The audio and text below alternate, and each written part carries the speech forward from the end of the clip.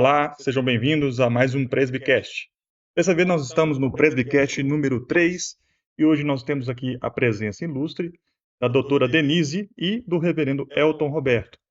Nesse Presbycast especial, a gente vai abordar o tema saúde mental, visto que nós estamos no mês de janeiro, onde é o Janeiro Branco, né?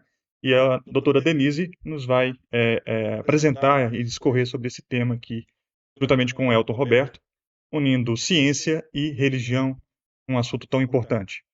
Primeiro eu vou pedir para que o pastor reverendo Elton Roberto se apresente mais uma vez para você que não o conhece e logo depois eu pedi para a doutora Denise se apresentar. Olá, muito bem. Pastor Elton, sou pastor da Igreja Presbiteriana Central de Betim, aqui na cidade de Betim, no estado de Minas Gerais. Querido Robson, é uma alegria novamente estarmos juntos aqui e hoje com a presença da minha querida irmã, doutora Denise. É uma satisfação estarmos aqui juntos e desfrutarmos deste momento de aprendizado. Não tenho dúvida que o Senhor Deus tem algo para edificar nossas vidas aqui. Ótimo. Doutora Denise, ela é médica, se não me engano, é médica da família, né, da comunidade.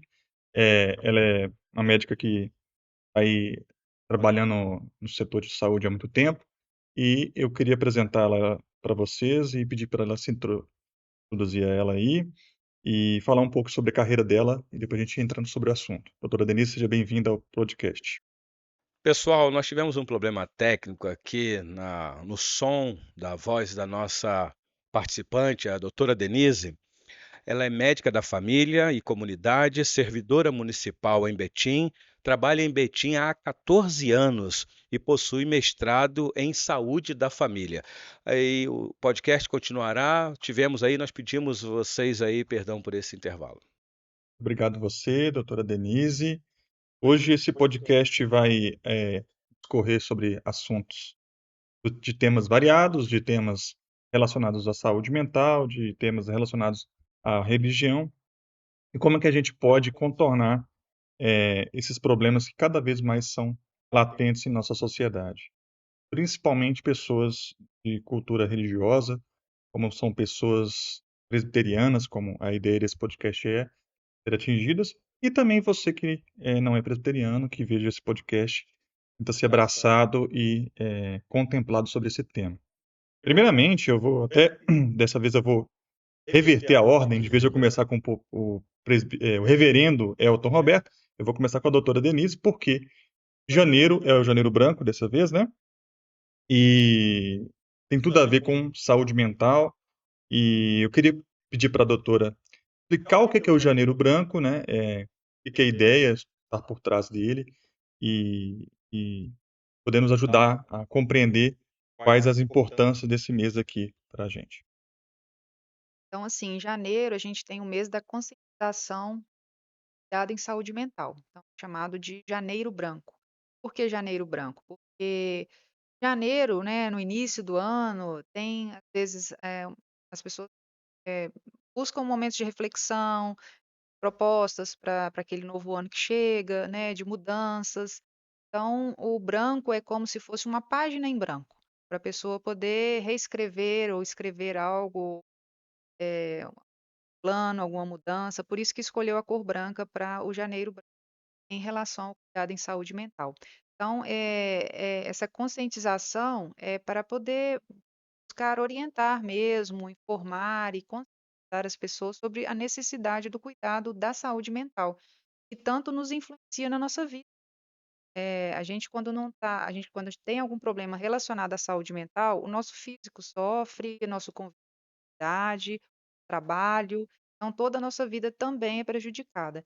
Então, por isso a importância da gente cuidar da nossa saúde mental. Certo. Só para não sair ainda desse tema que você deu uma abertura tão legal aí sobre o Janeiro Branco, que você falou que as pessoas fazem um planejamento, né? Como é que eu vou começar talvez o ano? Já começa esse planejamento talvez em dezembro, né? As pessoas começam a pensar assim: olha, já chegamos no final do ano, estamos aí perto do Natal, chegando aí a essa época de virada de ano. As pessoas começam a fazer uma reflexão interna e às vezes a pessoa pensa assim: eu não conquistei nada, não fiz nada, E aí talvez esse janeiro branco seja assim, olha, vamos repassar o que a gente precisa fazer aqui, porque as expectativas nossas precisam ser controladas. É mais ou menos isso? Exatamente. Essa reflexão mesmo, né? Nem todas as pessoas fazem isso. Então, se escolheu esse mês assim justamente para incentivar isso, refletir sobre como está o seu cuidado em saúde mental, coisas talvez que tenham prejudicado ao longo do ano, trazido problemas de idade, não, de vários problemas. E a partir daí tentar ver o que que dá para poder melhorar, tentar escrever isso, dar. Tá certo. Aproveitar também o reverendo Elton Roberto para a gente fazer um bate-bola. Uhum, Doutora Denise, ciência e religião. uhum. De vez em quando as pessoas acham que essas duas grandezas, elas não se complementam, né? E eu queria entender nesse sentido aí sobre esse planejamento que as pessoas fazem sobre alguma coisa que está por vir, como é um planejamento anual, né? No caso, o Janeiro Branco é esse repasse de coisas para serem refeitas ou reimaginadas, né? Reinterpretadas.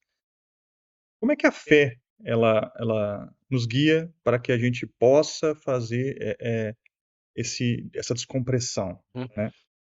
É interessante, Robson, que fé e ciência não são incompatíveis. Lembro, Denise, minha irmã, uma vez na nossa igreja, nós falamos exatamente sobre a apresentação da ansiedade que o texto bíblico traz nas palavras do Senhor Jesus, de não andar ansiosos, porque Ele estaria ali presente. E eu lembro que depois daquele nosso encontro lá na igreja, a senhora conversou comigo no final, parabenizando a exposição, e aí a senhora me deu um toque de uma perspectiva de olhar para um lado mais técnico da palavra ansiedade. Foi quando então nós combinamos de então se poderia discorrer para nós na área da saúde pela formação profissional que a senhora tem, da ansiedade. E a senhora aceitou o desafio de trazer para a nossa comunidade uma palestra sobre depressão. E eu confesso que a partir daquele momento, querido Robson, o nosso entendimento bíblico sobre depressão e ansiedade acrescentou e muito. Por que é que eu digo isso? Porque muitas vezes nós, pastores, podemos cair no equívoco de pensar que depressão e ansiedade é apenas uma questão espiritual. Eu não tenho dúvidas que todos os nossos problemas físicos, materiais, são concernentes da nossa vida espiritual devido àquilo que aconteceu no Jardim do Éden, o pecado quando entrou na raça humana. Mas às vezes as pessoas espiritualizam tudo. Então chega a ponto, Robson, de dizer, não, se uma pessoa é ansiosa ou tem depressão, isso é ou está em pecado ou é questão demoníaca, espiritualiza. Esquece que nós somos seres humanos. Há uma questão que a ciência responde de maneira a não é acrescentar, mas a colaborar com aquilo que a Bíblia já ensina. Então, a partir daquele momento foi quando a minha mente abriu um pouco mais, vi tratar esse assunto com mais cuidado e carinho, para entender que o espiritual é verdade, o problema é real por causa dos nossos pecados, mas nós somos feitos de matéria. Então, da mesma maneira em que eu preciso da ciência quando eu estou com um problema de estômago, e eu preciso ser consultado com um profissional e, se possível, até fazer uso de um medicamento e resolve o problema, por que que as doenças emocionais da minha mente eu espiritualizo? Então, não há incompatibilidade, meu querido Robson, neste assunto, e eu penso que esse tempo que nós teremos aqui, isso vai ajudar o ouvinte a entender que não só o espiritual tem que ser tratado, ele tem sim, mas que você precisa de cuidados humanos, profissionais, para vencer esse drama. Perfeitamente. Então, ainda discorrendo aqui sobre o assunto e vamos aprofundar, eu queria que a doutora Denise desse aí uma introdução sobre o que é a saúde mental. A gente anotou alguns pontos aqui Uhum. e seria legal ela incorrer sobre o assunto aí. Certo? Então, assim, quando a gente fala em saúde mental, a gente pensa num equilíbrio, né? Um equilíbrio entre o bem-estar físico, emocional, social. A pessoa ela tem a saúde mental é você saber lidar com os desafios, né? O bem-estar geral daquela pessoa. Por isso que a gente pensa que a saúde mental, quando ela não está boa, ela influencia em tudo, né? No nosso físico, a gente sente sintomas físicos, né? Às vezes a pessoa procura atendimento médico falando assim, olha, eu acho que estou infartando. E aí você conversa, avalia, faz exame e chega à conclusão de que aquilo é uma crise de ansiedade, ou seja, aquele problema da saúde mental estava causando ali na pessoa um problema físico, né? Então a saúde mental é esse bem-estar geral mesmo, é emocional, é esse equilíbrio, e é difícil a gente chegar nisso, né? Então, assim, por isso que hoje em dia a gente tem muitas pessoas passando por situações assim relacionadas à saúde mental. Uhum. Perfeitamente. Pastor, você quer comentar sobre isso aí? O que é interessante, querido Robson e minha irmã Denise, quando eu citei aqui as palavras do Senhor Jesus sobre ansiedade, de fato há uma necessidade que o ser humano precisa de ter uma referência de seguro, de ter um porto seguro. E quando o Senhor Jesus disse para os seus discípulos: Olha, se vocês tomarem uma decisão em me seguir, então não precisam ficar ansiosos, porque este mundo é um mundo de grandes preocupações. Isso vai fazer com que vocês percam o foco daquilo que é importante para a vida de vocês. É exatamente o ponto quando ele vai dizer que nós devemos buscar o reino de Deus em primeiro lugar e a sua justiça, e as demais coisas serão acrescentadas. É claro que o Senhor Jesus não estava ali desfazendo a necessidade que os discípulos talvez poderia ter de um cuidado humano. Tanto é que ele estava ali, um humano cuidando do outro.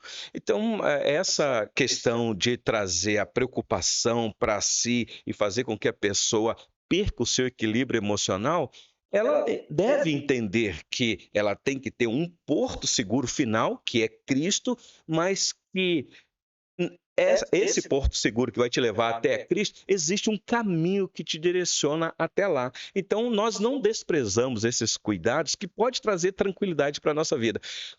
Alguém uma vez disse, eu li numa postagem, que a preocupação faz com que você perca aquilo que o futuro tem para você. Então, ele vai roubar a tua alegria lá na frente. Mas, na verdade, a preocupação rouba a alegria do hoje. Você perde aquilo que você tem para o dia de hoje, porque você se ocupar com uma coisa que você nem sabe o que vai acontecer. Então, nesse sentido, quando nós falamos da nossa religião, que caminha junto com essa dedicação de profissionais que nos ajudam a colocar os nossos pensamentos no trilho, nós precisamos entender que, horizontalmente falando, há uma mão invisível divina que nos guia nesse caminho. Então, nós precisamos atentar para isso, para que o nosso coração se aquiete diante dessa pressão deste mundo, Denise, que nós estamos vivendo, e que é pressão todo dia, todo dia. E eu queria complementar, pastor, falou anteriormente sobre aquela conversa que a gente teve, que passou a pensar de uma forma mais ampla, assim, em relação à questão da ansiedade, por exemplo. Eu vejo a importância da igreja, dos líderes religiosos, de trazer esses assuntos da igreja, porque muitas vezes, por falta de conhecimento mesmo, de espiritualizar tudo, às vezes atrapalha, por exemplo, um tratamento. Eu vou exemplificar com uma situação que eu passei essa semana. Uma mãe me trouxe o relato de que com muito custo a gente conseguiu iniciar o tratamento da filha dela. Recusava e relutava em fazer o tratamento, não porque ela não acreditava e tudo, porque por causa do transtorno mental que ela tem. Não vou citar o problema para não expor. Mas assim, com muito custo conseguimos convencê-la a tratar. Com uma semana que ela estava tratando, ela visitou uma vizinha religiosa, queria orar por ela, ok? Porém, a vizinha falou com ela: olha, você não tem que tomar esse remédio, não, tá? Isso aí não vai te fazer bem. Eu orei e você agora pode ficar livre desse remédio e não precisa mais tomar. A menina chegou em casa decidida a não tomar mais o remédio. A situação que já estava começando a melhorar, complicou toda. Então, assim, a gente tem que ter esse assunto sendo abordado mesmo, para poder esclarecer para as pessoas que, do mesmo jeito que eu tenho um problema, por exemplo, uma hipertensão arterial, eu vou controlar com a medicação. onde eu vou controlar com atividade física, com mudança de hábito de vida. São vários movimentos que tratam, não é só, às vezes, a medicação. Da mesma forma, uma pessoa que tem um transtorno da saúde mental, ele também vai precisar, às vezes, do medicamento, da terapia, da atividade física, de mudanças de hábito de vida, e faz parte do tratamento. Então, às vezes, as pessoas têm muito preconceito quanto a isso. Eu acho Então, muito legal o que você está falando aí, porque quando se fala em tratamento, né, eu vou falar o estereótipo que está na minha cabeça aqui, e se perdoa se eu estiver errado. É para isso mesmo que a gente está aqui no podcast. Sim. Quando fala em tratamento mental, à base de remédios, né, tudo mais, a mim soa o seguinte: toma um remédio e você não precisa fazer nada. Como se eu tenho asma, né? Aí eu uso bombinha. E eu sei que não é só bombinha que eu tenho que fazer. Eu tenho certas coisas que eu tenho que evitar. Eu tenho cuidados que em casa. cuidados em casa, eu tenho que fazer esporte, tenho que fazer. Senão, o meu tratamento de bombinha não resolve. Está me dizendo, então, que isso vale para a mesma coisa para a saúde mental. Além do remédio, se eu tomar um remédio só, não tem efeito correto se eu não mudar a minha vida. Exatamente. Perfeito. Qualquer tratamento, o medicamento, ele é uma parte do tratamento. Então, assim, sempre converso com as pessoas sobre isso. Olha, esse medicamento ele vai ajudar no tratamento, mas o tratamento também envolve algumas mudanças e esforço da sua parte. Por exemplo, para as pessoas que tratam problemas da saúde mental, atividade física é excelente, porque ela melhora vou falar assim, alguns hormônios, por exemplo, do cérebro, assim, que ajudam, né, que estimulam a pessoa, o bem-estar, né, a pessoa se sente mais motivada, animada, às vezes a alimentação mesmo, então os grupos terapêuticos, convívio em comunidades, por exemplo, a igreja, Sim. né, o apoio da igreja de forma correta, né, Isso. ou o atendimento com psicólogo também. Então, assim, o tratamento em si, ele envolve várias coisas. O remédio é uma parte. Sim. Quando a gente fala também em estereótipos, assim, a gente pensa assim, quando fala assim, a gente fala assim, então você vai precisar de uma avaliação do psiquiatra. Isso também é um outro estigma ou estereótipo, assim, que as pessoas têm muito preconceito, né? A diferença do psiquiatra para o psicólogo, né? O psiquiatra, ele é um médico que fez especialização em psiquiatria, então ele está apto a medicar, a passar o medicamento. O psicólogo, ele vai trabalhar com as terapias, né, comportamentais, tem vários tipos de terapia. Ele não prescreve medicamento, ele não fez medicina, né, ele fez a faculdade de psicologia. Então, as pessoas às vezes aceitam ir no psicólogo, mas não aceitam ir no psiquiatra porque acham que psiquiatra é que trata doido. É. Então, existe um preconceito muito grande e às vezes é muito importante esses dois tipos de tratamento, além desses outros sim. Então, assim, não é só medicamento, às vezes nem é medicamento. Tem pacientes que a gente não trata com medicamento, às vezes é com a terapia, às vezes com atividade física, com essa questão de mudanças de hábito de vida. hábito. É interessante, Robson, que o ouvinte que está nos acompanhando pode pensar assim, mas a questão da medicação não vicia, não é um vício, os medicamentos de tarja preta. Nós devemos lembrar que nós servimos a um Deus, e agora eu estou falando para aquele que tem a sua fé confessional, um Deus que age no extraordinário e um Deus que age no ordinário. Quais são os meios ordinários que Deus age? Esse aqui. Quem é que dá sabedoria para o homem?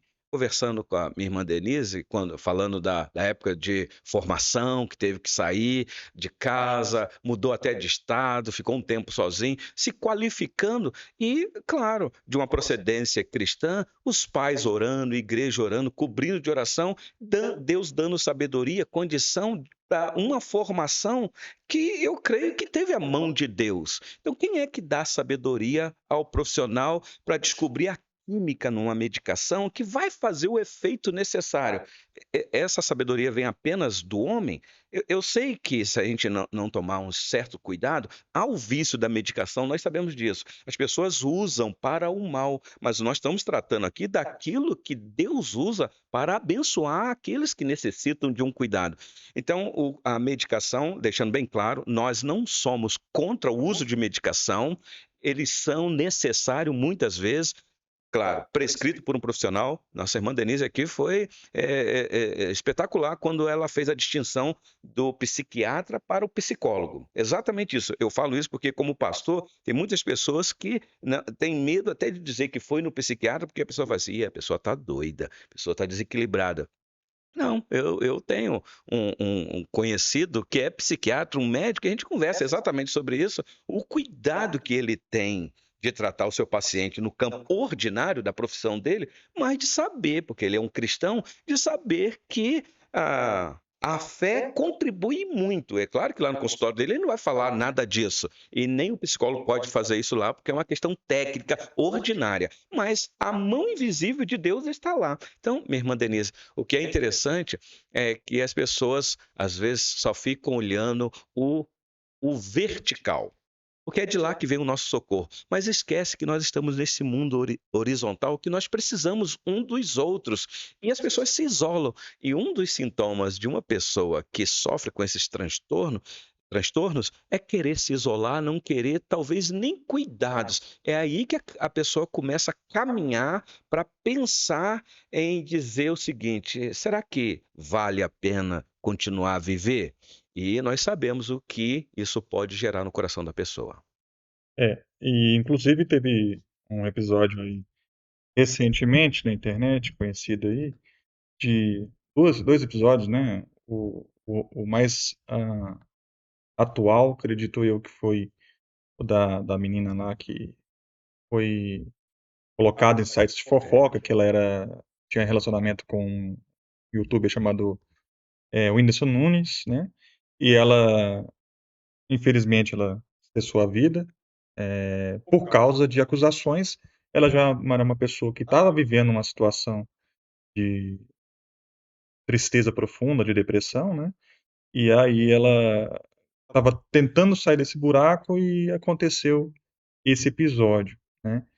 E aí é a questão, né? O que que, o que que faz as pessoas... Depois eu vamos voltar nessa questão de remédios, que eu acho que tem algumas perguntas aqui. Hum. Mas o que que faz a pessoa, por exemplo, a gente sabe que tristeza não é depressão. Por exemplo, eu tô triste, sei lá, meu time perdeu, né? Isso não é depressão. Por exemplo, até um parente meu que possa morrer. Não significa que se ele morrer, eu vou entrar em estado de depressão.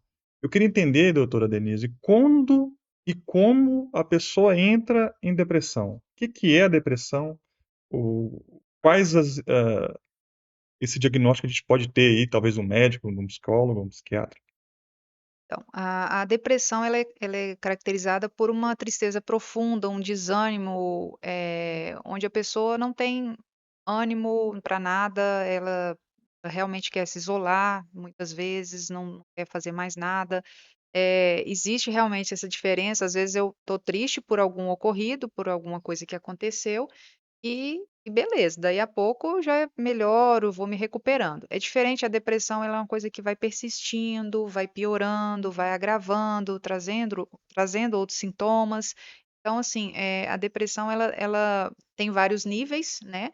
Ela tem várias nuances, assim, de períodos de piora, às vezes períodos melhora um pouco, mas assim, é diferente desse momento de tristeza, às vezes, que eu vivencio por uma situação.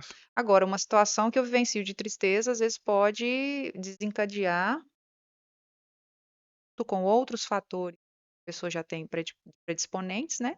Desencadear o quadro de depressão também. Uhum. Então, assim, hoje em dia, depressão é uma das doenças que mais afligem as pessoas atual, né? É, é como se estivéssemos vivenciando uma pandemia mesmo, né? Uhum. Então a gente tem realmente um aumento muito grande de casos, né? Depressão. Falando nisso em pandemia, você que é médico e estava nesses ambientes aí, você, depois da pandemia, você observou um aumento no número de depressão, de pessoas com problemas mentais nesse sentido? Significativamente. Eu acho que tem várias coisas que podem ter influenciado nisso. O isolamento, Uhum. talvez isso pode ter desencadeado e causado, né? O medo, as perdas. E também o fato das pessoas, nesse período, ficarem sem procurar atendimento. Então, às vezes, foi agravando uma situação que já existia. Então, a gente percebe no nosso dia a dia de atendimento, atualmente, os casos chegando, um aumento mesmo. E eu sei que tem estudo sobre isso, como estava antes e como está depois, com certeza já tem estudos feitos, alguns que já foram feitos, mostrando que realmente tem um aumento.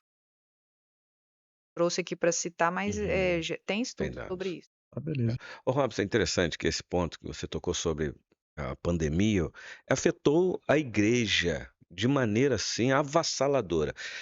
Esse momento foi um momento revelador para a igreja perceber o quanto de fato nós temos dificuldade de confiar em Deus. E talvez foi uma ação do próprio Deus para trazer esse despertamento para essa visão. Porque não só na questão da ciência, pessoas que tiveram dificuldade de dar continuidade no tratamento, isso agravou, no campo da fé, a mesma coisa. Quantas pessoas, eu vou usar um termo aqui humano, mas é uma realidade, quantas pessoas perderam a sua fé nesse período? Apostataram, desistiram, se esfriaram, não voltaram mais a congregar, ou quando voltaram, voltaram totalmente desmotivados.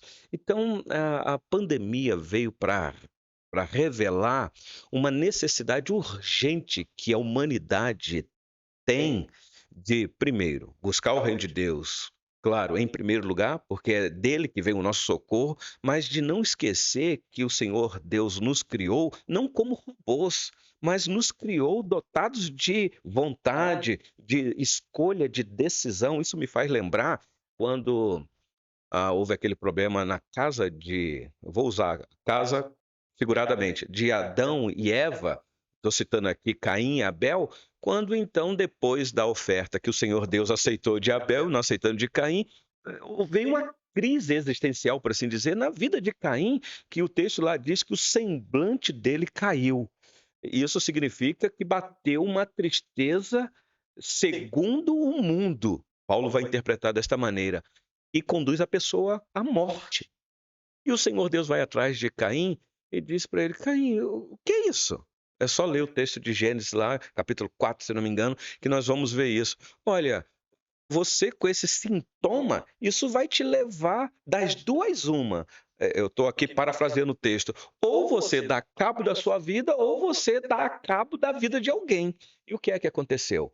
Então, o alto índice de mortes que nós vemos por aí são pessoas que desistem de viver ou tem uma consciência de que ela também pode fazer a outra pessoa desistir de viver. Então é uma realidade que a gente tem que analisar e que esse tempo pós-pandemia se acrescentou demais. Robson, demais. A questão é que a ira está lá dentro do coração da pessoa e às vezes a pessoa não consegue frear essa ira no coração dela. E isso, com certeza, na linguagem do Salmo 37, vai acabar mal. Acaba mal mesmo. Perfeitamente. A gente sabe, né, que a depressão ela se agrava, como você disse, doutora Denise.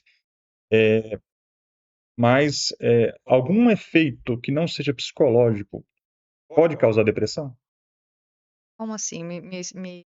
Por exemplo, um efeito que, por exemplo, a pessoa terminou com o marido, isso é um efeito, sei lá, é um efeito de relacionamento, é um efeito que a gente pode categorizar como psicológico.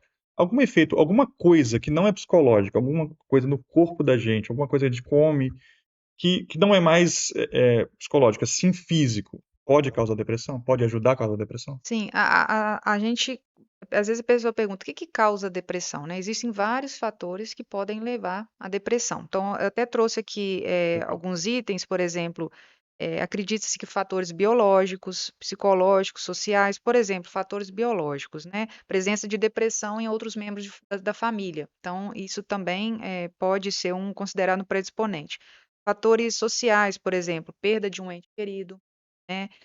Perda de suporte social, problemas do emprego, isso também é um fator que pode desencadear.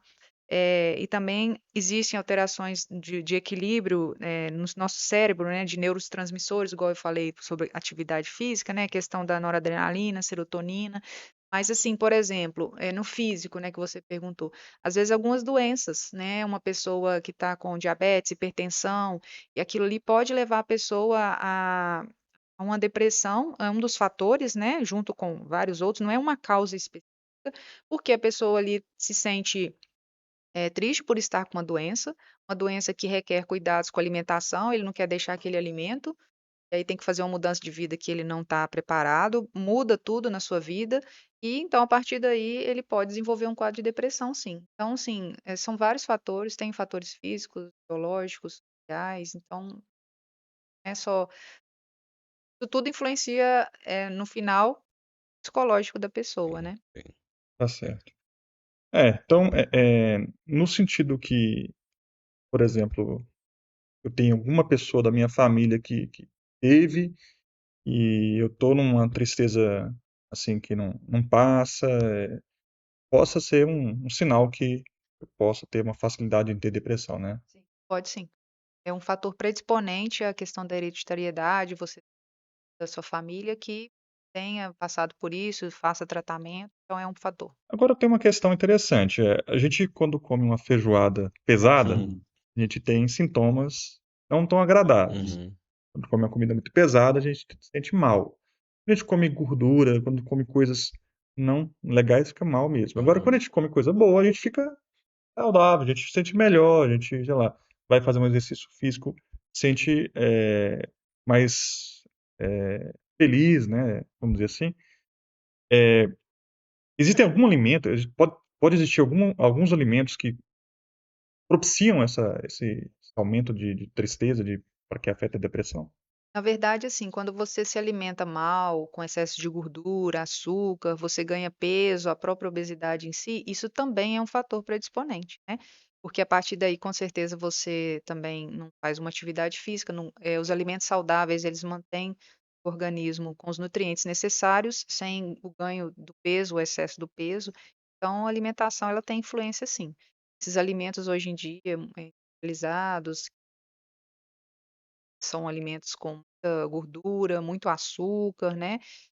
A gente vê a população hoje em dia sedentária, excesso de peso, então isso também influencia, com certeza. Tanto que faz parte do tratamento, né, mudança de estilo de vida, com alimentação mais saudável, com atividade física, isso também faz parte do tratamento da depressão.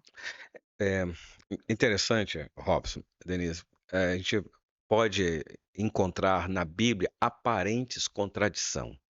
Por exemplo, nós temos o registro do apóstolo Paulo aos Coríntios dizendo: comei de tudo que botar na mesa.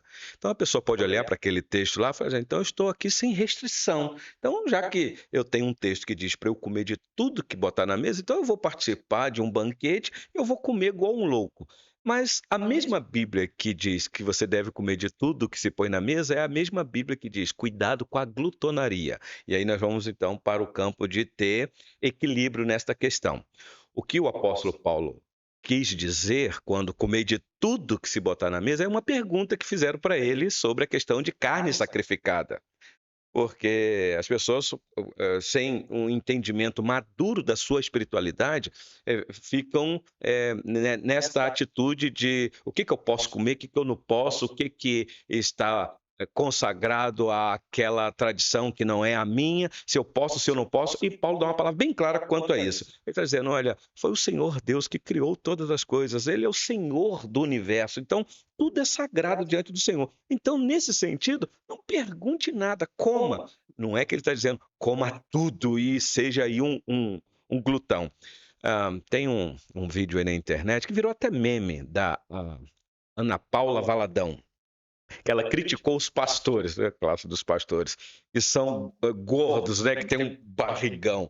Eu lembro que numa conversa com a Denise lá na igreja, na escola dominical, e aí eu brinquei com ela que eu tinha colocado uma blusa mais folgada para esconder um pouquinho meus músculos do meu abdômen. Eu disse para ela que quando eu era mais novo, não sei se a senhora lembra disso, era muito musculoso aqui em cima e depois a idade chegou, ele desceu e concentrou embaixo na barriga. Foi daí que eu lembro que a senhora falou assim: pastor, usa uma fitinha métrica porque tem uma medida para homens que tem um limite. Se passar disso, alto índice de infarto. A senhora lembra disso? Exatamente.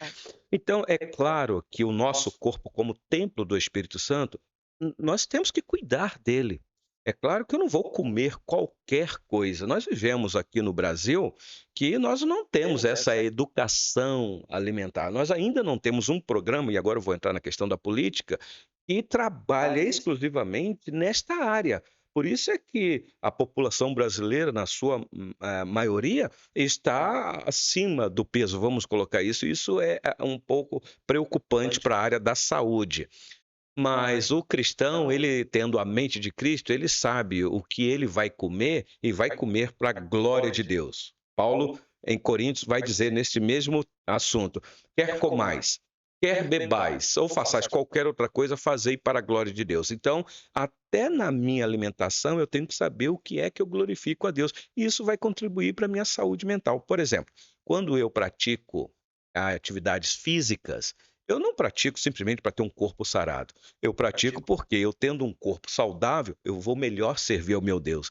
Então, quando eu alimento coisas saudáveis para que o meu corpo seja beneficiado com isso, não é simplesmente para ter uma boa saúde, é porque tendo uma boa saúde, eu vou servir o meu Deus com melhor qualidade de vida. Ótimo. Ainda nesse tópico ainda dos sintomas da depressão, a gente tem aí, acabamos de mencionar aí a questão dos alimentos, do esporte e tudo mais, e uma das coisas em que a gente, muito difícil saber, assim, tem pessoas que falam assim, olha, parece que eu estou em depressão, quando eu estou em depressão, eu não consigo enxergar mais nada, né? Eu não consigo raciocinar, não consigo pensar em outra coisa a não ser na tristeza, né? É difícil, porque eu nunca tive depressão, já tive alguns aspectos de tristeza, né, que são mais pesados, mas nunca tive essa sensação de afunilamento das coisas, não consigo enxergar as coisas com clareza. É, como é que seria esse afunilamento Isso. da tristeza, né? Como é que a pessoa identifica que tem esses sintomas de depressão? A depressão ela pode se apresentar com vários sintomas, né? A própria tristeza, que a gente chama de humor deprimido, né? Que seria o principal sintoma. Mas também a pessoa pode se apresentar com irritabilidade, qualquer coisa ela está estourando, está irritada, sem paciência, às vezes com insônia, ou ao contrário, a pessoa fica sonolenta o dia inteiro, aquela abrição de boca, né? Tá, nossa, eu só quero deitar, só quero dormir. Isso pode ser um sintoma de depressão Tem. também. O choro fácil, né? Qualquer coisa, às vezes a pessoa se emociona, chora, às vezes não consegue falar.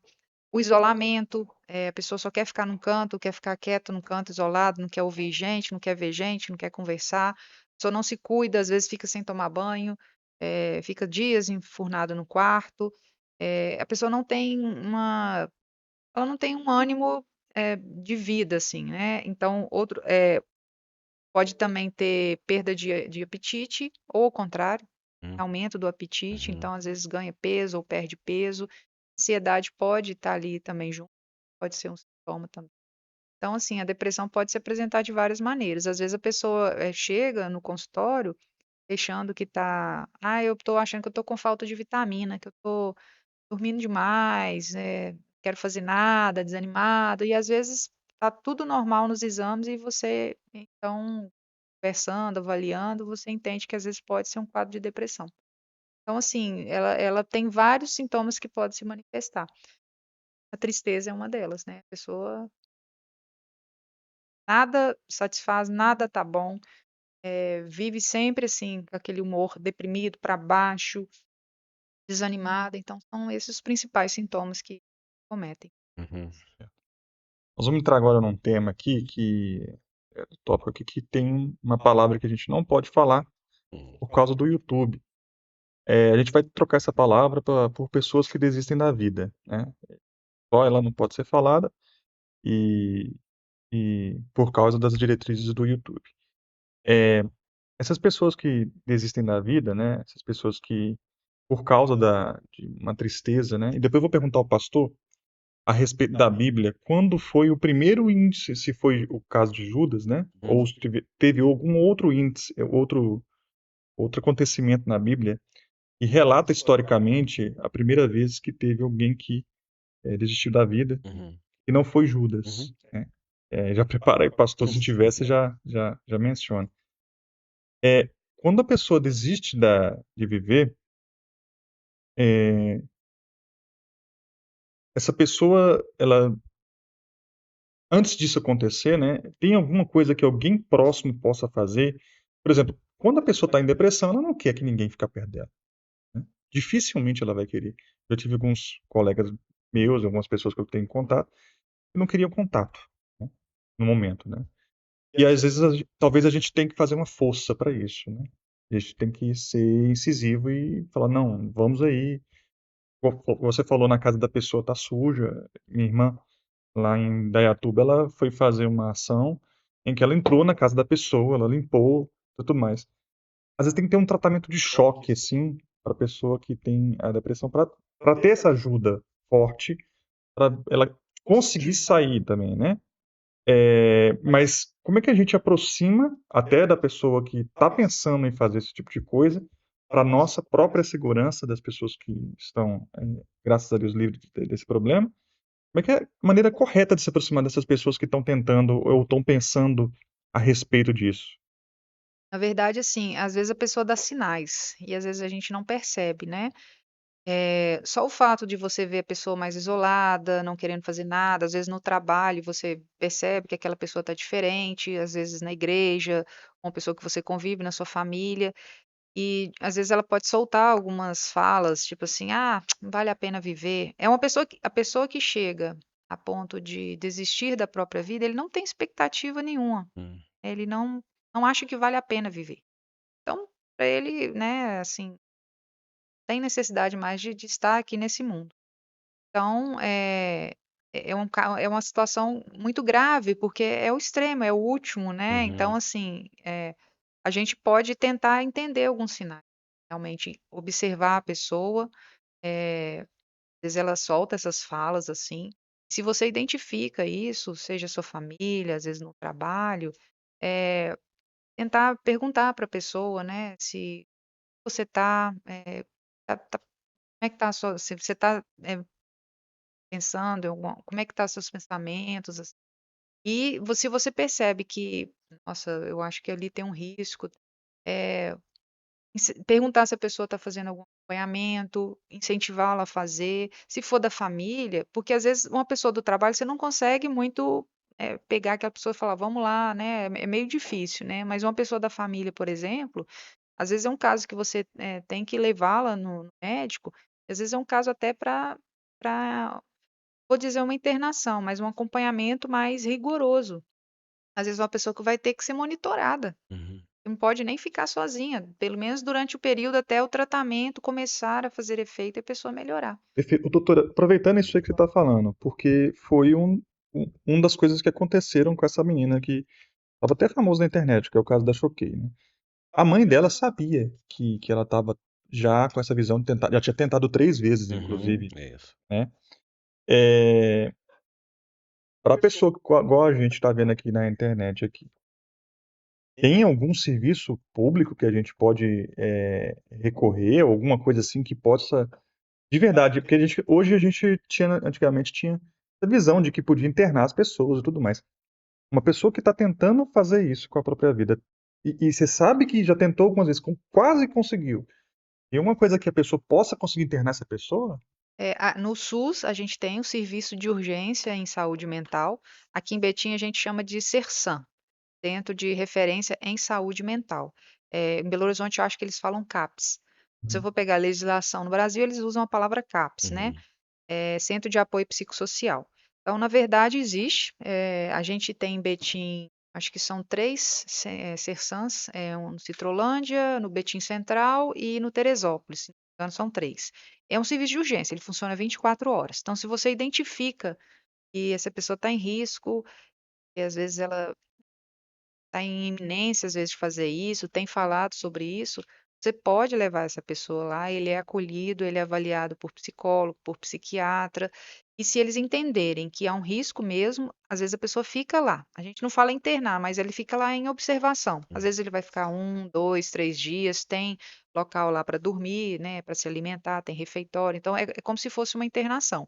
ou se eles identificam que dá para a pessoa voltar para casa a partir do momento que ela vai ser monitorada por um familiar, eles liberam para casa, mas ela vai ter os seus retornos ali para poder estar acompanhando, né, vendo se for o caso de medicação, né, se a medicação está fazendo efeito. Então, a gente tem sim, aqui no Brasil, em Brasil todo, são esses CESAMs, Uhum, que é como se fosse um hospital de urgência em saúde mental. uhum. Existem também os planos de saúde, eu creio que tem também. Eu trabalho só no SUS, mas tem sim, em Belo Horizonte eu sei que tem hospitais que recebem também esses casos. Sim. Robson, é interessante que esse assunto é um assunto bem delicado e de extrema urgência, porque pode ser que o querido ouvinte que está acompanhando aqui esteja exatamente passando por isso que nós estamos falando aqui. Você me fez uma pergunta, Robson, é desafiadora, né, para olhar para as Escrituras sobre exemplo de pessoas que desistiram da sua própria vida. Você citou aí Judas, que é o mais conhecido dos evangelhos, que foi um dos apóstolos do Senhor Jesus. E a gente fica assim até assustado, alarmado. Como é que pode aquele homem que andou com o Senhor Jesus aproximadamente 3 anos e depois, no fim, aconteceu o que aconteceu, o registro é claro. O mesmo sentimento que houve no coração de Judas, houve no coração do apóstolo Pedro. E eu, talvez, aqui, olhando assim bem superficialmente, doutora Denise, pode até acontecido também no coração dos outros apóstolos, porque o registro nos mostra que depois da crucificação e morte do Senhor Jesus, os discípulos foram para uma casa e ficaram lá tristes, chorando. Talvez já sintomas aí disso. Judas teve este sentimento e deu cabo da sua vida. O que nós entendemos, depois você pode pesquisar aí, o que a Bíblia fala sobre tristeza segundo o mundo. A tristeza segundo o mundo, a consequência é morte mesmo, não é vida. Agora, existe uma tristeza segundo Deus. E essa tristeza segundo Deus é vida, ainda que a pessoa esteja profundamente angustiada. Um exemplo. Eu estou pensando aqui em Moisés. Moisés foi um homem que entrou numa tristeza profunda, a ponto de pedir a Deus para tirar a vida dele. Ele não quis tirar a sua vida, mas ele estava com desejo de não viver mais. E ele pediu: me mate. Um outro exemplo, o profeta Elias. O profeta Elias também, num dado momento, depois de ser ameaçado por uma mulher, depois que ele orou e Deus mandou fogo do céu, ele entra para uma caverna e deseja não viver mais. Ele não tinha desejo de tirar sua própria vida, mas queria que o próprio Deus o fizesse. Um outro, Jonas. O profeta Jonas, depois daquela rebeldia que o Senhor Deus o convence a pregar na cidade de Nínive, uma mensagem de juízo, Jonas ficou profundamente triste a ponto de pedir ao Senhor Deus para tirar a vida dele. Então, existe essa tristeza da pessoa não querer mais viver. A diferença está a tristeza segundo Deus e segundo o mundo. Vamos tentar pensar, antes de Judas, alguém que desistiu de viver e deu cabo da sua própria vida. Eu lembro aqui, bem superficialmente, o primeiro rei da nação de Israel, que foi Saul. E Saul foi um rei perverso, nós sabemos disso, mas Deus usou aquele homem. Mas no final, depois de tantas barbaridades, atrocidades que ele mesmo causou, ele chegou ao ponto, quando ele se sentiu encurralado como um animal selvagem que está encurralado e vê que não tem mais saída, ele dá cabo da sua própria vida. Esse é o registro que nós temos. Ah, talvez o querido ouvinte possa estar perguntando assim: tudo bem, mas e quem faz isso sendo crente? Perde a salvação? Talvez isso seria um assunto para um outro podcast.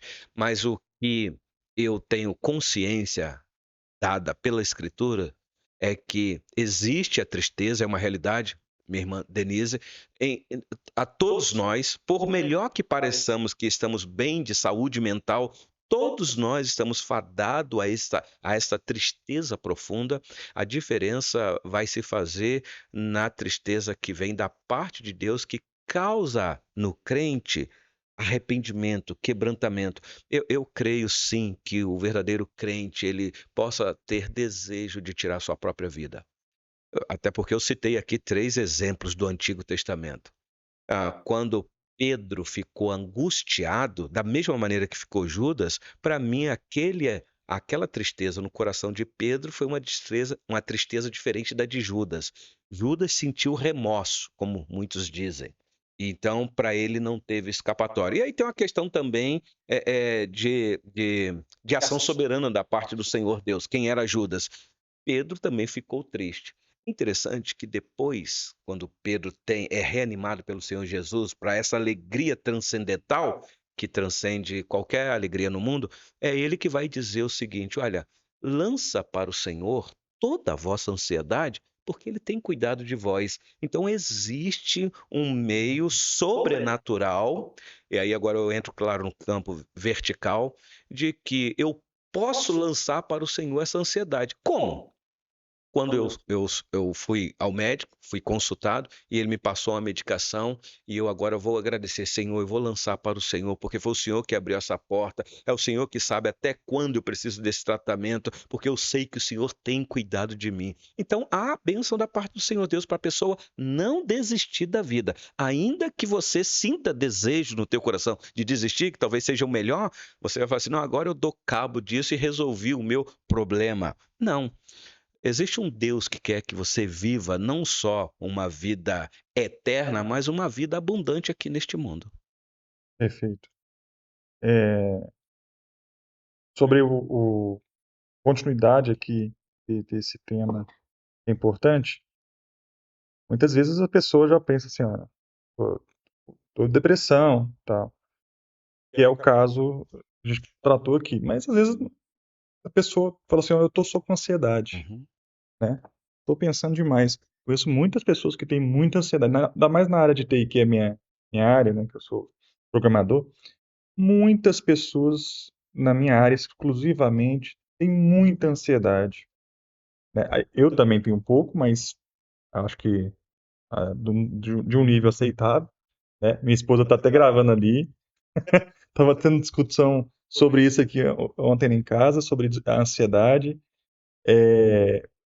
Ela estava comentando sobre a ansiedade dela e tal. E conheço outras pessoas muito pior do que minha esposa, em questão de ansiedade, de, de refletir até aspectos físicos da pessoa, né? E, e a minha única objeção, e assim, objeção de leigo, viu, doutor? Uhum. Então você pode cepar o cacete aí se eu estiver errado. É que concordo plenamente que o tratamento de depressão tem que ser algo seríssimo, se for necessário medicamentoso que seja. Mas às vezes, será que a questão de ansiedade, né? Eu não estou falando da pessoa que está com grau altíssimo de ansiedade, mas talvez alguma ansiedade muito simplória. Ai, vou fazer uma prova e eu estou com muita vontade de passar e eu estou muito ansioso para que essa prova chegue. E ali eu não sei se eu vou passar, se eu não sei se eu vou. Às vezes uma prova do Detran, uma prova O do ensino Enem. médio, Enem. Olha, essa é uma ansiedade que todos nós passamos, né? E hoje, né, evidentemente tem profissionais e profissionais, mas alguns profissionais da área da saúde estão, talvez de maneira, na minha visão, equivocada, dando medicamentos para pessoas que estão nesse caráter de ansiedade. Assim, eu queria entender se essa é a minha visão equivocada, preconceituosa, se está errado. Dar medicamentos, ou se eu estou certo, não sei, nesse sentido, de dar medicamentos por causa de ansiedades comuns, né? Eu queria que você falasse sobre isso, doutora. Olha, do mesmo jeito que existe, que a gente falou sobre a diferença de uma tristeza que a pessoa passa e a depressão em si, que é uma doença, também existe a ansiedade normal que a gente vivencia, situações de preocupação, situações de pensar no futuro, no que está por vir, né, em alguma prova que está para fazer, um podcast que está para gravar, como é que vai ser. Então, são ansiedades comuns do ser humano. Mas a partir do momento que isso se transforma num transtorno, aí é diferente. Quando que a gente considera, então, que ela se transforma em um transtorno? Aí sim, é o transtorno de ansiedade. Ansiedade é uma coisa, uma situação que você está vivenciando, uma preocupação, né, que você fica preocupado e tudo. E o transtorno de ansiedade já é uma doença. né? Aí você percebe que esses períodos de ansiedade ocorrem em momentos indevidos, frequentemente, a ponto de, às vezes, paralisar a pessoa, né, trazer efeitos físicos intensos demais, né, com crises de ansiedade. E existem alguns tipos de transtornos de ansiedade, não é somente aquela preocupação em si. Eu vou citar aqui o exemplo: a gente tem o transtorno de pânico. Às vezes a pessoa passou por uma situação extrema, às vezes uma violência, um assalto, e a partir daí ela desenvolve, por exemplo, um transtorno de pânico, por exemplo. Alguma coisa vai e desencadeia, aquilo dá uma crise intensa na pessoa, ela começa a chorar, sente que está morrendo, aquela sensação de morte mesmo, abafamento, aperto no coração, aquele desespero, e custa sair daquela crise, e ela fica paralisada mesmo.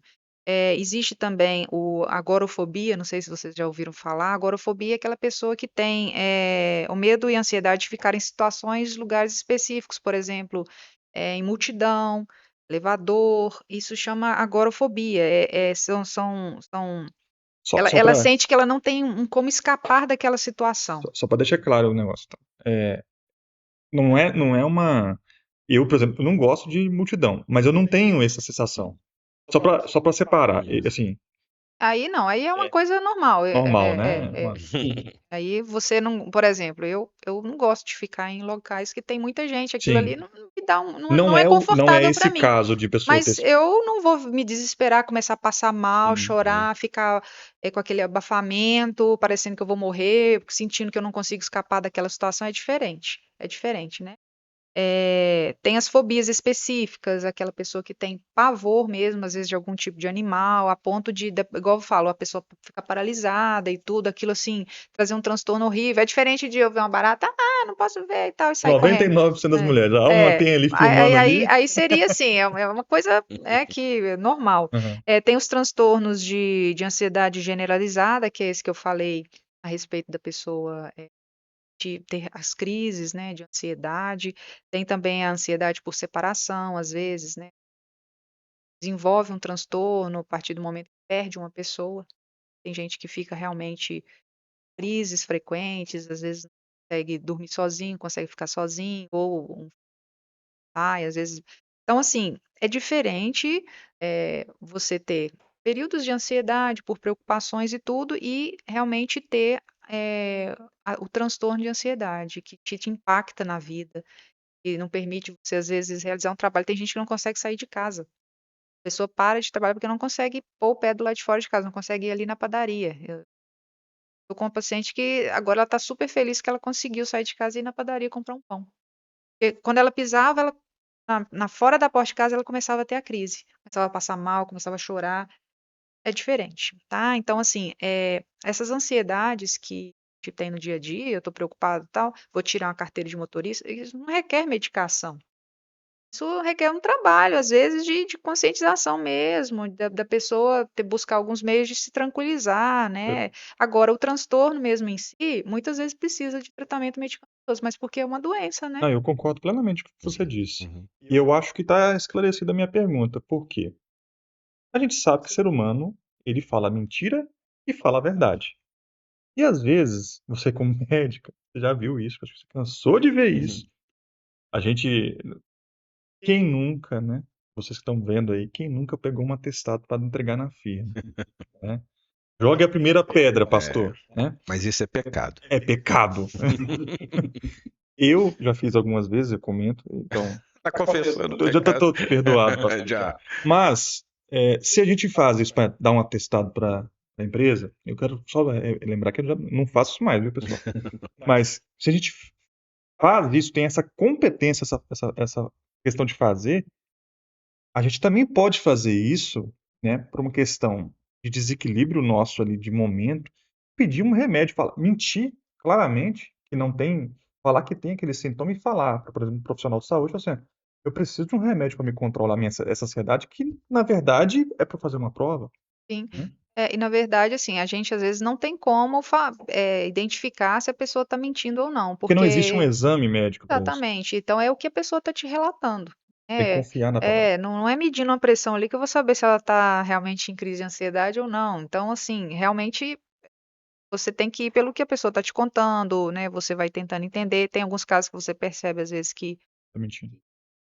ou está exagerando, né? Ah, Mas não sei se você iria voltar nesse tema, mas vocês questionaram sobre a questão da dependência dos sim medicamentos. mesmo. Então, assim, realmente alguns medicamentos psiquiátricos, vamos falar assim, eles podem causar dependência, sim, É né? muito sério. Então, por isso que a gente tem que ter um diagnóstico correto, ou às vezes nem tem, não é o diagnóstico, mas tem que ter um acompanhamento correto e a prescrição médica consciente, correta, para justamente a pessoa usar aquele medicamento quando necessário, por tempo determinado, né, tempo necessário que for, e não causar outros problemas, porque qualquer remédio, de qualquer forma, ele tem seus efeitos adversos. Então, esses medicamentos, por exemplo, que causam dependência, normalmente eles têm que ter um tempo limitado de uso, né? E às vezes, para você retirar essa medicação, você tem que fazer o que a gente chama de desmame, né? Você vai retirando a medicação aos poucos para não causar um efeito também de uma abstinência, Uhum. porque essas medicações, se você tirar abruptamente, alguns medicamentos, né?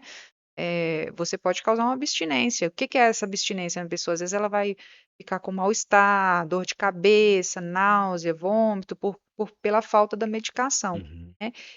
Insônia. Então, assim, o medicamento ele tem que ser muito bem prescrito, né? Os profissionais têm que ter consciência, entendimento sobre a necessidade real daquele medicamento, porque realmente pode causar dependência, pode causar outros Uhum. transtornos assim, de efeitos adversos. Sim. É interessante que às vezes as pessoas podem pensar que pastor é contra o uso de medicamento no tratamento de depressão, ou até da ansiedade mesmo. E acho que já ficou claro aqui que nós não somos contra. Mas eu vou para uma outra aparente contradição das Escrituras. O Senhor Jesus disse para os seus discípulos para não andarem ansiosos. Mas uma certa feita, ele com os próprios discípulos, ele disse assim: eu estou ansioso para comer esta Páscoa com vocês. O Senhor Jesus é para não andar ansioso ou é para ficar ansioso? Há uma diferença, minha irmã Denise, de andar ansioso e de ter a ansiedade. A ansiedade, numa dosagem limitada, é um benefício para a nossa vida como ser humano, porque ela vai fazer com que nós não confiemos totalmente em nós mesmos. Porque a pessoa que diz, não, eu estou tranquilo, estou firme, eu não tenho ansiedade nenhuma. Não, acho que o Robson já disse aqui, isso é um mal do século. Infelizmente, até as crianças foram atingidas por isso, porque o que tem de crianças ansiosas por aí. Então, o que é que o Senhor Jesus quis dizer? Que existe uma ansiedade que é benéfica. Por exemplo, depois de um dia de atividade, o horário já está findando, você sabe que tem que voltar para casa, lá está o seu familiar, ou os pais, ou um filho, ou o seu cachorro, sei lá o que for. Qual o problema de você, olha, eu estou ansioso para chegar em casa? Você não está dizendo que você é uma pessoa ansiosa, que aquilo está atrapalhando toda a sua atividade, o seu raciocínio. É uma ansiedade que é benéfica. Você está querendo ter um momento de descanso quando chegar em casa, ter um contato com a sua família. Então, existe uma ansiedade necessária na nossa vida que traz para nós aí benefício. A questão é exatamente essa, quando eu tenho um passo a mais dessa ansiedade que é necessária, que me faz viver ansioso. Isso me faz lembrar, deixa eu voltar aqui para o texto bíblico, minha irmã Denise, as palavras do Senhor Jesus. Foi dito aqui alguns diagnósticos e a gente vai aprendendo com isso para tentar evitar.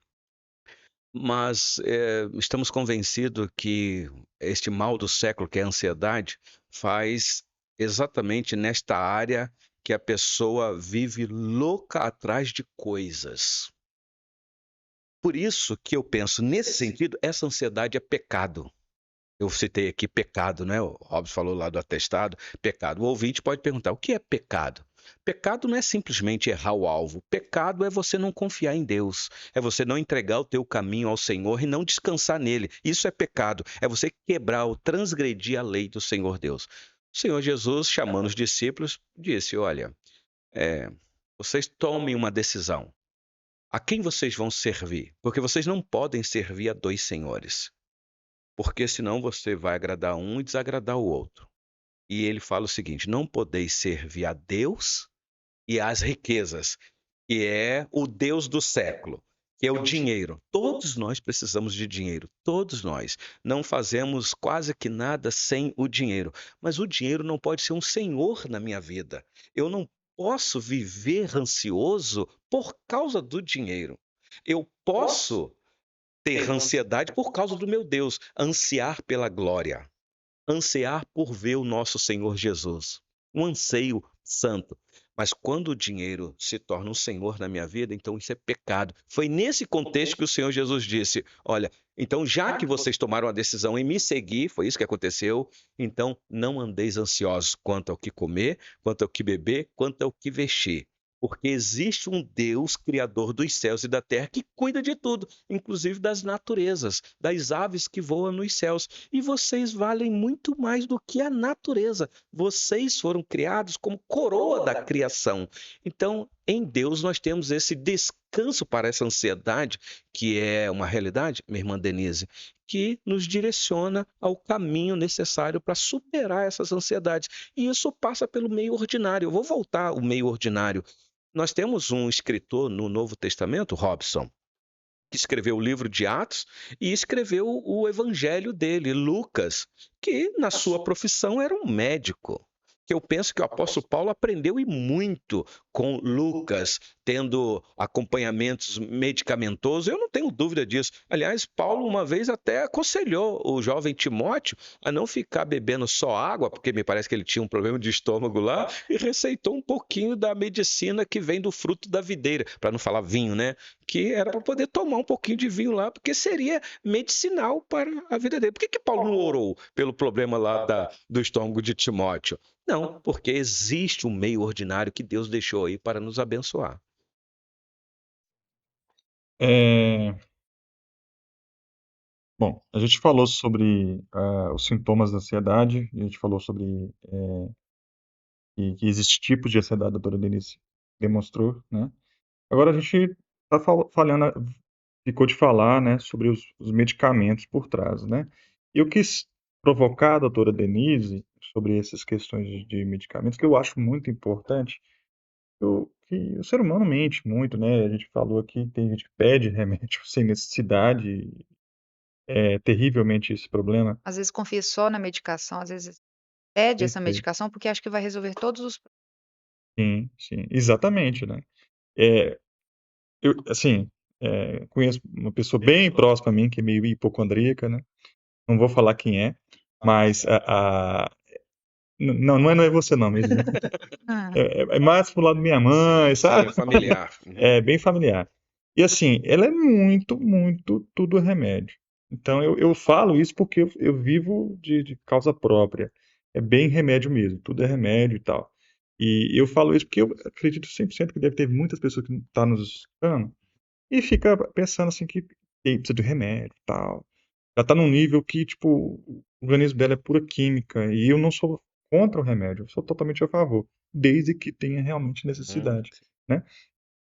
E você disse aí, você comentou sobre alguns efeitos que possam gerar dependência.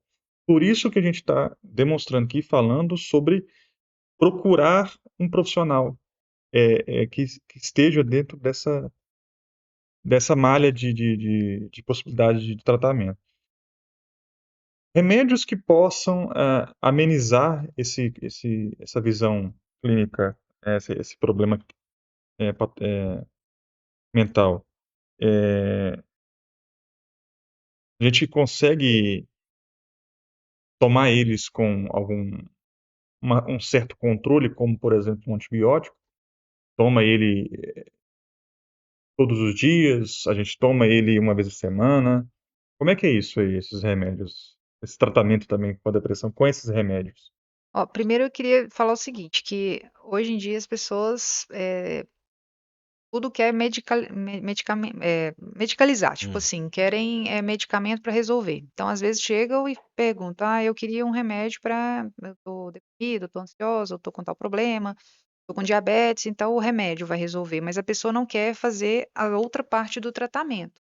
Seria mudança do estilo de vida, atividade física, melhora da alimentação, que inclusive faz parte do tratamento de depressão e de ansiedade, né? A gente já conversou sobre isso. Então, assim, mas existem casos que realmente a medicação é necessária. A gente está falando aqui de um assunto muito sério, né? Um assunto que leva, inclusive, a pessoas a desistirem da vida, né? Só para contextualizar, o Brasil está em 8º lugar entre os países com maiores índices de pessoas que desistem da vida. É Grave. gravíssimo. A gente teve um registro de 16.262 mortes no Brasil em 2021 por essa causa, né? Eu não achei os dados de 2023, deve estar saindo. Então, a gente teve uma elevação de 11,8% de 2021 para 2022. Então, a gente está falando de algo muito sério, né? Então, algo que realmente precisa de um profissional habilitado para poder tratar essa pessoa. Então, a maioria das vezes é necessária a medicação. A medicação, ela necessita de ter um horário de uso correto, né? Às vezes a gente começa com a dosagem baixa, depois aumenta. Ela demora um tempo para fazer efeito, esse tempo é em torno de 15 a 20 dias para a pessoa começar a sentir o efeito de melhora. Então, por isso que tem que ter paciência também. Às vezes a pessoa lá com uma semana que está usando, ele desiste e para aquela medicação e já quer que passe um outro. Então, na verdade, tem que ter esse acompanhamento, tem que ter o retorno no médico. Às vezes a pessoa começa a usar o remédio e às vezes não retorna no médico e vai comprando a medicação de forma ilegal, né? Porque tem farmácia que vende, Uhum, essas medicações são controladas, elas necessitam de receita médica, né? A receita médica tem validade, então se a pessoa passar do prazo com aquela receita, ele não consegue comprar. Existem medicações que a pessoa começa a tomar e tem tantos efeitos adversos que a gente tem que trocar. Por isso que é necessário, importante, um profissional para acompanhar. Então, as medicações, elas, a maioria das vezes, são necessárias, com um acompanhamento profissional adequado. sim.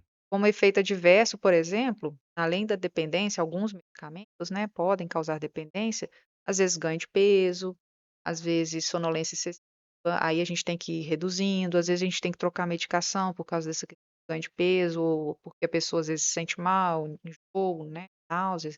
Então, assim, o mais importante é a pessoa não se automedicar, porque consegue, Uhum, e aí pode trazer outros problemas e ter um acompanhamento médico para poder ir ajustando a medicação, se isso aqui não está adequada, mudar, né, ver qual que é a melhor para aquele momento. A gente tem muitas medicações que são fornecidas no SUS, mas outras não. uhum, São medicações às vezes caras, né? Às vezes, dependendo, a gente tenta adequar com aquelas medicações que a gente tem disponível. uhum. Ô, Robson, só pegando esse gancho, quando nossa irmã Denise diz que é um assunto muito sério, e é mesmo, e o alto índice aqui no Brasil desta realidade, isso, claro, traz para o nosso coração, especialmente como pastor, frustrações, porque a gente fica pensando assim, meu Deus, qual tem sido a minha contribuição para que este alto índice seja amenizado, diminuído? Talvez o ouvinte que está nos assistindo aqui possa estar nessa situação mesmo. E como aqui nós estamos falando abertamente sobre esse assunto, porque é um assunto sério, nós precisamos que você também fale dessa realidade, porque tá virando, eu vou usar com muito cuidado essa palavra, moda na internet, de pessoas publicarem que vão desistir da vida e depois vem a notícia. Nós tivemos aí, Robson, recentemente a notícia de uma pessoa, se eu não me engano, no sul do país, que gravou o vídeo agradecendo a família, os amigos, mas dizendo que não aguentou mais e pulou do 5º andar da casa dela.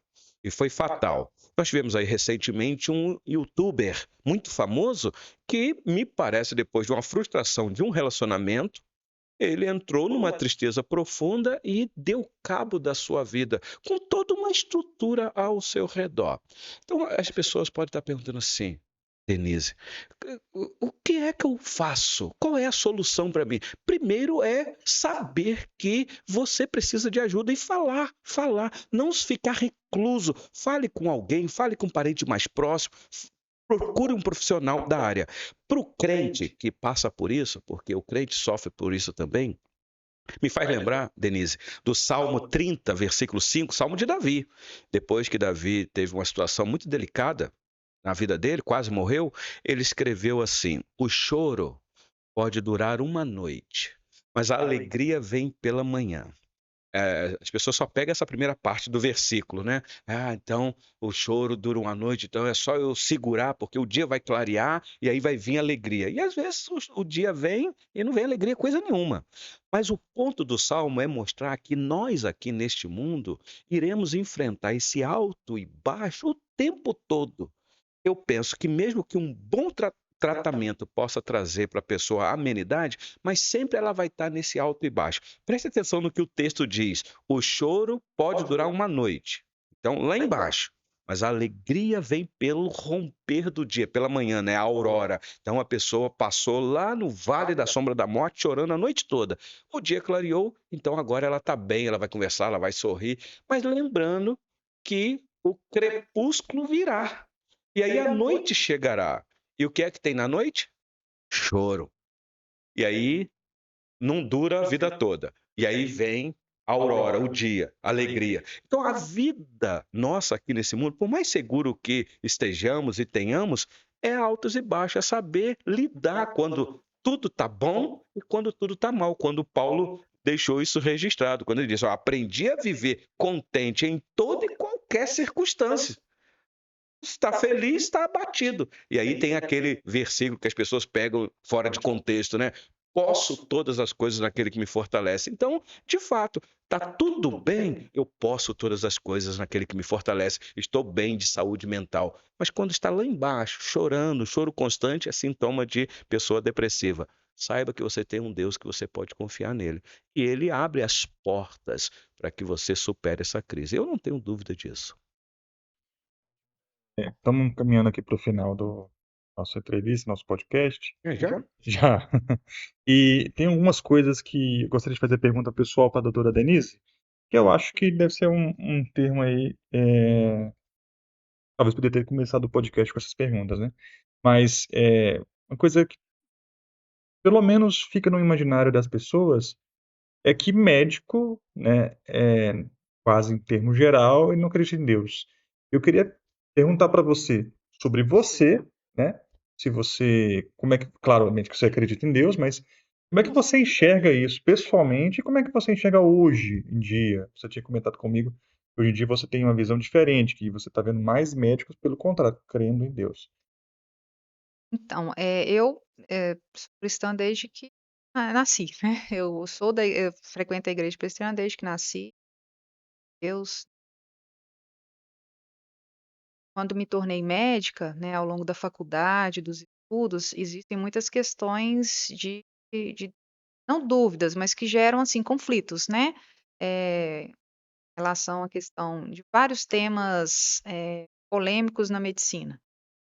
E, assim, realmente a visão que a gente pelo menos que eu tinha, é de que, a maioria dos médicos não crê em Deus, né, em Deus.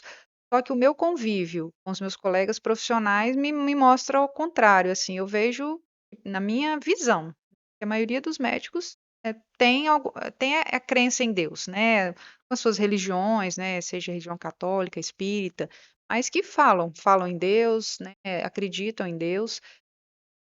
Não é algo que a gente leva na consulta, né, mas às vezes se o paciente me perguntar, eu não tenho problema nenhum em responder, então, assunto que vira e mexe surge ali na consulta, porque às vezes a pessoa me pergunta, né, sobre: "Ah, qual a sua religião? Você acredita em Deus?"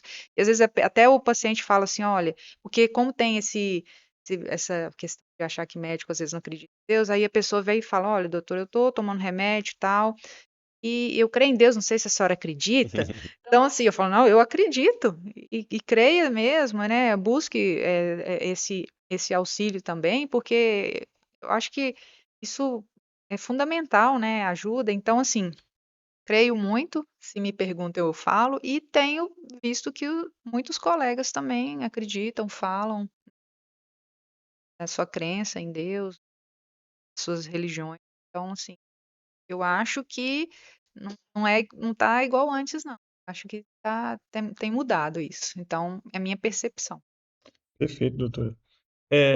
Para completar aqui essa questão, eu queria que o pastor Elton comentasse a respeito. A gente falou sobre tratamento Uhum. e ciência e todas essas questões que circundam da saúde mental. Para encerrar, eu gostaria que o pastor Elton trouxesse algum exemplo bíblico, né, que a gente falou de ansiedade, tentar controlar essa ansiedade nossa, né, e eu tenho certeza que na Bíblia Uhum. tem diversas partes da Bíblia que demonstram pragmaticamente como é que a gente aborda a ansiedade no dia a dia, né? Naquela época não tinha medicamentos como temos hoje, Sim, sim. né? Como é que você enxerga, pastor Elton, que a Bíblia ela nos ajudava nessa questão quando não tinha a doutora Denise para nos auxiliar? Sim, sim, sim. Deus é o autor da vida, ele é o autor de tudo que existe, porque ele é o criador, sabe dos dramas enfrentados na humanidade, ele que criou o corpo humano, ele sabe daquela química que falta no nosso cérebro para ajudar a gente a ter um ânimo mais elevado para não entrar numa tristeza profunda. Deus, não tem como fugir. A pergunta é: quem é Deus? Parece muito subjetivo. Ah, Deus, revelado pelas Escrituras, nos mostra exatamente o Criador dos céus e da terra, um ser invisível, mas real, todo-poderoso, que não só criou o universo e deixou o universo funcionando da maneira que funciona, mas ele interage nesse universo. Ele foi tão bondoso com esse universo que ele se fez um de nós e habitou no nosso meio exatamente para sentir as nossas dores, os nossos dramas, sentir o abandono, sentir a falta de recurso, ser rejeitado até pelo seu próprio pai. Claro que eu estou falando aqui o Deus Filho. A palavra de Deus é santo remédio para a nossa vida espiritual que atinge o nosso emocional. Eu estou convencido, minha irmã Denise, de que a palavra de Deus orienta tanto o profissional da saúde mental, um profissional da área da medicina, da ciência, a como entender o ser humano. Porque eu fico imaginando o drama de um médico que senta no consultório, na mesa, para acompanhar esse paciente. E faz de tudo para que ele tenha uma vida boa, até medicação. O médico crê que aquela medicação é para benefício da vida dele. Mas aí, de repente, Robson, vem uma frustração. Aquele paciente morreu. Eu penso que o maior drama na vida de um médico que cuida de um paciente é quando vem a notícia de que o paciente morreu.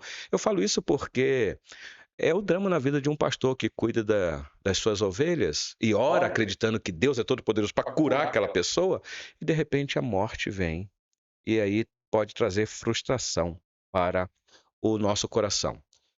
Salmo 37, versículo 5 ou versículo 4 diz: agrada-te do Senhor independente das suas circunstâncias, e Ele satisfará o desejo do teu coração. Versículo 5 diz: entrega o teu caminho ao Senhor, confia nele, e o mais Ele fará. Ele, o Deus Todo-Poderoso. Versículo 7, descansa no Senhor e espera nele. É descansar com ânimo, porque o texto diz assim: não te irrites. A irritabilidade é um problema na vida do ser humano. Todos nós somos ansiosos por causa do nosso temperamento. Tudo tira a nossa paciência. O Salmo 37, versículo 8 diz o seguinte: o ouvinte que está nos ouvindo, talvez um santo remédio para você: deixa a ira, abandone o furor, não te impacientes. Certamente isso acabará mal. Tudo coisa que nos atinge, que nos domina. Quem é que nunca ficou irado? Quem é que nunca sentiu um furor, uma raiva? E quem é que nunca ficou impaciente? O problema é que, para eu ser impaciente, eu preciso de tribulação. Então, lembra que o Senhor Deus faz na nossa vida é não permitir que sejamos tentados além da nossa força. Mas as tribulações, muitas vezes, pode vir acima das nossas forças a ponto de desesperarmos da vida. Paulo deixou isso claro. Mas, contudo, nós temos alguém que criou o ser humano, que conhece os meus choros, que conhece os meus dramas, que sabe do que eu penso antes de eu falar qualquer palavra. Então, Robson, a solução sempre foi e sempre será nesse Deus Todo-Poderoso. É nele que nós confiamos, lembrando que ele é que direciona todo o caminho para você viver aqui nesse mundo paz no coração. Só que não é uma paz, minha irmã Denise, que o mundo dá. O apóstolo Paulo escrevendo aos Filipenses diz, olha, tudo que é amável, tudo que é respeitável, tudo que é justo, tudo que é de boa fama, se há algum louvor, se alguma virtude há, seja isso que ocupe o teu pensamento. Porque existe uma paz de Deus que guarda a mente e coração. Então, o ansioso, ele tem que mudar o foco dos pensamentos dele. Começar a pensar em coisas que edificam. Não é pensamento positivo, minha irmã Denise, mas pensamento positivo ajuda. Claro que ajuda. A gente não fala, meu filho, pensa em coisa boa, não fica pensando em coisa ruim. Você citou aqui, Robson, a prova do Enem, as pessoas que ficam ansiosas. Por que que ela, em vez de pensar das dificuldades, o que que vai ser lá, por que que não pensa em coisa boa? É uma oportunidade que Deus está me dando. Eu vou lá, eu me preparei, eu me qualifiquei, eu tenho alguém que vai me ajudar e eu vou tirar uma boa nota. Isso já é um santo remédio para a pessoa vencer a ansiedade no coração dela. Então, tentando responder a sua pergunta, nós não desprezamos o trabalho profissional da área da ciência. Deus usa o meio ordinário, mas o socorro sempre foi daquele que criou todas as coisas. Por isso, Salmo 121, elevo meus olhos para os montes. De onde me virá o meu socorro? Do Senhor, que criou todas as coisas. Então, a Ele seja a glória, porque Ele tem cuidado dos seus. Perfeitamente, pastor. Queria agradecer aqui ao pastor, o reverendo Elton Roberto, pelo comparecimento aqui, mais um podcast no canal do Elton Roberto. Logo mais ao final do podcast, você vai ter o endereço da igreja e a chamada com os horários, para que você possa nos visitar.